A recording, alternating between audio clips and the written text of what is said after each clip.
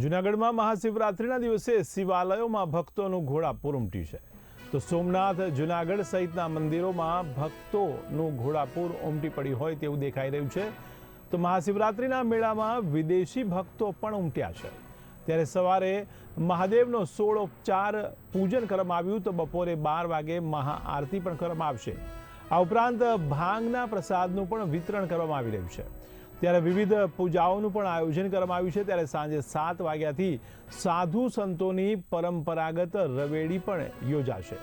તો રાત્રે 12 વાગે શાહી સ્નાન કરવામાં આવશે અને ત્યારબાદ મહાઆરતી સાથે આ મેળાનું સમાપન થશે.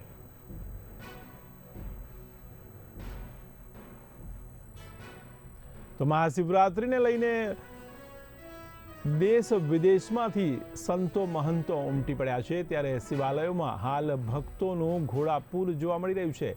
તો સોમનાથ ઉપરાંત જૂનાગઢ સહિતના મંદિરોમાં ભક્તોનું જાણે કે ઘોડાપૂર ઉમટી હોય તેવું દેખાઈ રહ્યું છે. તો મહાશિવરાત્રિના મેળામાં વિદેશી ભક્તો પણ ઉમટી પડ્યા છે.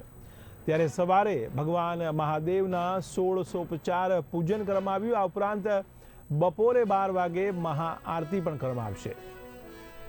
તો આજે ભાંગના પ્રસાદનું પણ વિતરણ કરવામાં આવી રહ્યું છે.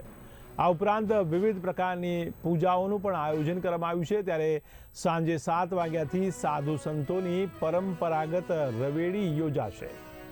તો રાત્રે 12 વાગે શાહી સ્નાન કરવામાં આવશે. ત્યારે મહાઆરતી બાદ આ મેળાનું સમાપન કરાશે.